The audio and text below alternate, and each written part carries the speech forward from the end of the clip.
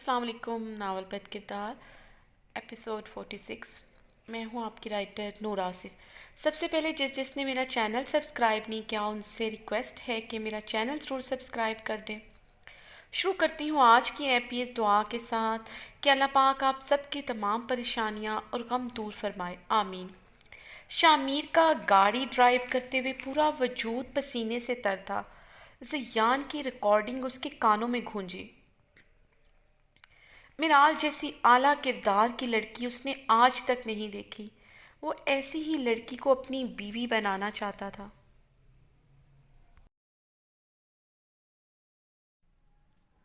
زیان بد فطرت، بد کردار اور اتنی کمینی فطرت رکھنے کے باوجود وہ جان گیا تھا کہ میرال کتنی اعلیٰ کردار کی لڑکی ہے، اور میں اس کا شوہر، اس کا محرم ہوتے ہوئے بھی اسے پہچان نہ سکا۔ شامیر نے ٹیشو سے ماتھے پر آئے پسینے کو صاف کیا تھا۔ شامیر کے سامنے وہ منظر آیا تھا جب اس نے اسے اپنے پاسٹ کے بارے میں بتایا تھا، اور شامیر نے پوری بات سنے بغیر کیسے اس کے منہ پر تھپڑوں کی برسات کر دی تھی۔ شامیر، میری بات سنیں پلیز، میں آپ سے بہت پیار کرتی ہوں۔ مت نام لو اپنے غلیظ منہ سے پیار جیسے لفظ کا۔ تم ایک بد کردار لڑکی ہو۔ شامیر کو لگا تھا آج وہ تھپڑ اس کے چہرے پر پڑے ہوں جیسے۔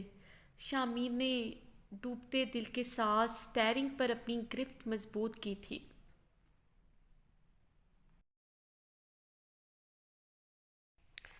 شامیر کی آنکھوں کے سامنے اگلا منظر آیا تھا۔ شامیر، آپ کو یہ چوٹ کیسے لگی؟ وہ تڑپ کر آگے بڑھی تھی۔ رک جاؤ میرال، خبردار میری قریب آئی تو۔ مگر شامیر، آپ کو چوٹ؟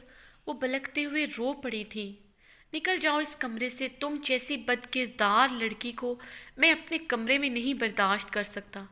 شامیر پلیز میری بات سنیں، ایک دفعہ تحمل سے پلیز میری بات تو سنیں، پھر جو چاہے مجھے سزا دے دیجیے گا۔ شامیر نے واز اٹھا کر زمین پر مارا تھا۔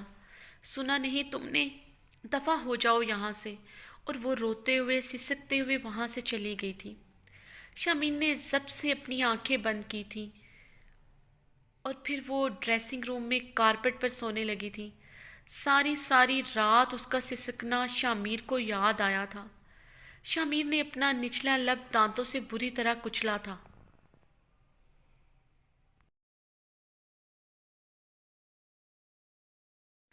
شامیر کے سامنے پھر سے ایک منظر لہرایا تھا۔ اس منظر نے تو شامیر کی آنکھوں میں مرچیں سی بھر دی تھی۔ شامیر نے اپنی آنکھیں مسلی تھیں۔ شامیر کو جیسے کچھ پل کے لیے نظر آنا بند ہو گیا تھا۔ وہ ساڑی پہنے، ریڈ لپسٹک لگائے، لرزتے ہوئے وجود کے ساتھ اس کی کمر سے لپٹے کھڑی تھی۔ یہ کیا بےہودہ حلیہ بنایا ہوا ہے تم نے؟ کوئی شرم حیا تم میں ہے یا نہیں؟ شامیر کو اپنی آواز اپنے کانوں میں سنائی دی۔ شامیر، آپ میرے شوہر ہیں۔ وہ پھر سے سسکی تھی۔ شوہر ہوں تو یہ اوچھے ہتھکنڈے اپناؤ گی اپنی غلطی کو چھپانے کے لیے؟ اس سے تمہارا گناہ چھپ جائے گا کیا؟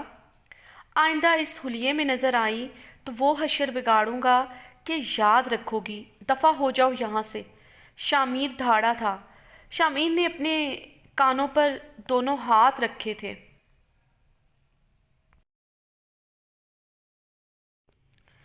شامیر کو یاد آیا تھا اس کی کلائی پر دباؤ ڈالنے سے اس کی چوڑیاں کیسے اس کی کلائی کو زخمی کر گئی تھی۔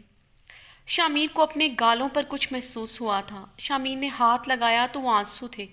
وہ رو رہا تھا۔ ہاں، شامیر آج اپنے زیاں پر رو رہا تھا۔ اگلا منظر وہ سوچنا نہیں چاہتا تھا، مگر پھر بھی آج اس کی آنکھوں کے سامنے آ رہا تھا۔ وہ ناشتہ لیے اس کے سامنے کھڑی تھی تاکہ وہ بغیر ناشتے کیے آفس نہ جائے۔ اٹھاؤ یہ ناشتہ، دفع ہو جاؤ یہاں سے۔ آج کے بعد تم سارے ملازموں کا کھانا بناؤ گی، سارے برتن تم دھو گی، ڈش واشر استعمال نہیں کرو گی۔ سنا تم نے؟ آئندہ میں فارغ بیٹھا نہ دیکھوں تمہیں۔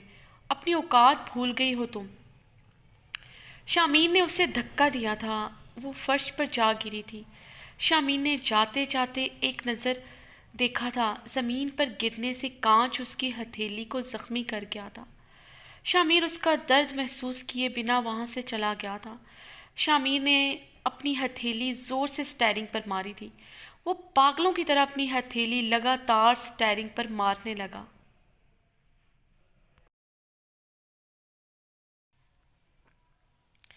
اس سے آگے شامیر کچھ یاد نہیں کرنا چاہتا تھا۔ کاش خدا اس کا حافظہ چھین لے۔ وہ شدت سے یہ دعا کرنے لگا۔ شامیر کے کانوں میں میرال کی چیخیں گونج رہی تھیں۔ شامیر پلیز مجھے مت مارے، پلیز مجھے درد ہو رہا ہے، شامیر پلیز۔ اس نے جانوروں کی طرح اس کی نازک دودیا کمر بیلٹ سے داغ کر رکھ دی تھی۔ کیسے اس کے کمر سے کپڑے پھٹ چکے تھے، وہ نڈھال سی پڑی تھی۔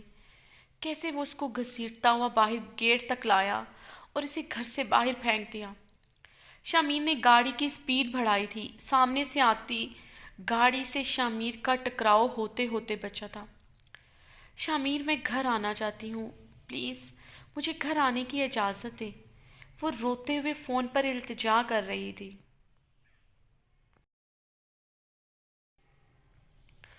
اب تم ہمیشہ ادھر ہی رہو گی؟ شامیر کو اپنی آواز سنائی دی۔ میں آپ کے بنا مر جاؤں گی شامیر۔ یہ الفاظ کتنے لڑکوں کو کہہ چکی ہو۔ شامیر پلیز، وہ سسکی تھی۔ شامیر اب اونچا اونچا رونے لگا تھا۔ یہ یہاں پر کیا کر رہی ہے؟ وہ غصے سے فرخندہ کی طرف بڑھا۔ وہ چادر میں لپٹے ڈر کے مارے پیچھے ہوئی تھی۔ میں نے منع کیا تھا نا کہ یہ یہاں پر نہیں آئے گی۔ شامیر کو اپنی دھاڑ سنائی دی۔ وہ کس طرح تھر تھر کانپ رہی تھی۔ وہ ہر بار اس کے آگے جھکتی رہی، اسے صفائیاں دیتی رہی، بے قصور ہوتے ہوئے بھی معافیاں مانگتی رہی۔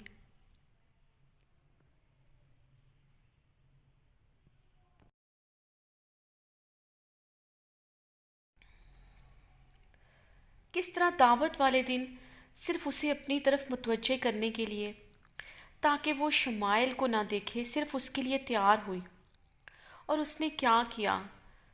شمائل کی باتوں میں آ کر اسے تنہا چھوڑ دیا۔ تنہا چھوڑ گیا، وہ بھی تب جب وہ شیطان اس گھر میں تھا۔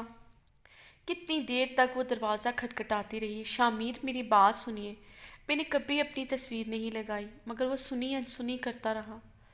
شامیر، آپ نے تو کہا تھا میں آپ کا آج انتظار کروں تیار ہو کر۔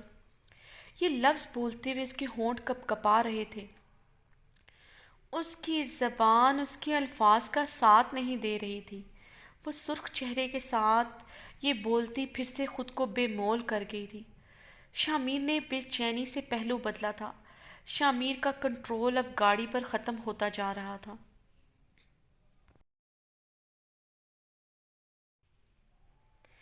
کیسے وہ اسے منگنی سے روکنے کے لیے نکاح کا جوڑا پہن کر آئی تھی۔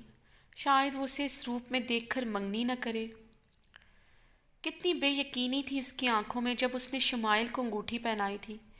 کتنے درد میں اس نے ڈرنک کی تھی۔ وہ اس رات اس کی آنکھوں میں چھپی اپنے لیے شدید محبت ہی نہ پہچان سکا۔ شامیر، آپ نہیں جانتے، زیان ایک بھیڑیا ہے، وہ مجھے بلیک میل کر رہا تھا۔ اس کے بتانے سے پہلے ہی وہ اسے تھپڑ مار چکا تھا۔ کس طرح اس رات کو اس کے نازک وجود کو بے دردی سے مسلا تھا۔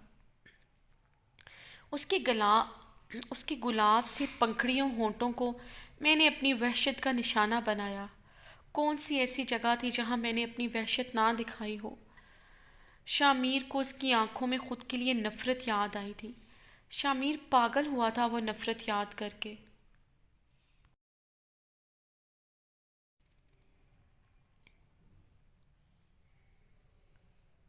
آپ نے کہا تھا مجھے مرد ذات سے نفرت ہو جائے گی۔ ہو گئی نفرت، مگر افسوس وہ مرد آپ ہی نکلے۔ شامیر گاڑی کو سی سائڈ پر روکتا گاڑی سے باہر نکلا تھا۔ گاڑی سے نکلتے ساتھ ہی وہ گاڑی کے بونٹ پر زور زور سے مکے مارنے لگا۔ کیسے کر سکتا ہوں میں اس کے ساتھ، کیسے کر سکتا ہوں؟ وہ محبت ہے میری، زندگی ہے میری، میں نے اس پر اعتبار نہیں کیا۔ شامیر اب چیخ رہا تھا، اپنے بالوں کو اپنی مٹھی میں جکڑے وہ گھٹنوں کے بل بیٹھا چیخ رہا تھا۔ میرے ہی گھر میری عزت محفوظ نہیں تھی، میری بیوی میری عزت بچاتی رہی اور میں اس کے کردار پر کیچڑ اچھالتا رہا۔ شامیر زمین پر بیٹھا اپنے بال پکڑ کر چلایا تھا۔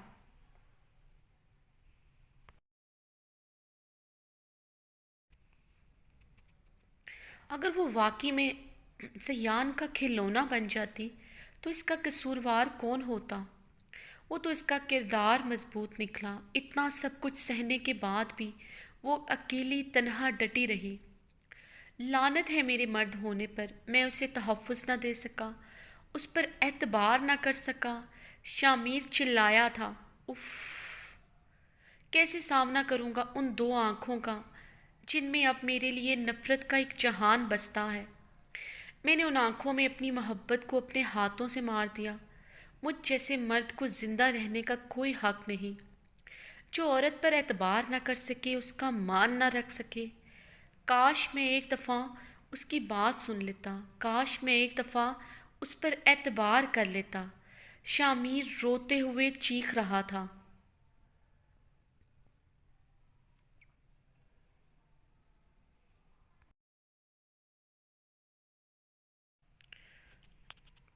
رات کا اندھیرا پھیل چکا تھا۔ شامیر سمندر کے کنارے پر بیٹھا سمندر کی لہروں کو دیکھ رہا تھا، گزرتے ہوئے وقت کو یاد کر رہا تھا۔ کچھ کھونے کا احساس، بہت خاص کھونے کا احساس، یا پھر خود کو ہی کھونے کا احساس اس کے اندر بری طرح سما چکا تھا۔ کل راستے میں غم مل گیا، لگ کے گلے میں رو دیا۔ جو صرف میرا تھا، صرف میرا، میں نے اسے کیوں کھو دیا؟ ہاں، وہ آنکھیں جنہیں میں چومتا تھا بلا وجہ، پیار میرے لیے کیوں ان میں باقی نہ رہا؟ ہم نوا میرے، تو ہے میری سانسیں چلے، بتا دے کیسے میں جیوں گا تیرے بنا۔ ہر وقت دل کو جو ستائے میں بھی نہ جانوں اتنا لازمی ہے کیوں تو؟ ہم نوا میرے، تو ہے تو میری سانسیں چلے، بتا دے کیسے میں جیوں گا تیرے بنا۔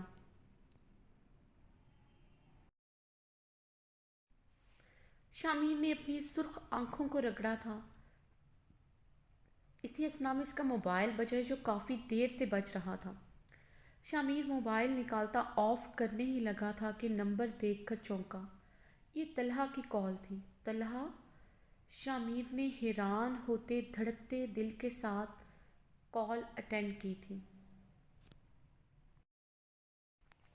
اچھا جی، اب سب مجھے اجازت دیں۔ اپنا خیال رکھیے گا بہت زیادہ، جہاں رہیں خوش رہیں، آباد رہیں، ہمیشہ ہنستے مسکراتے رہیں۔ اللہ حافظ۔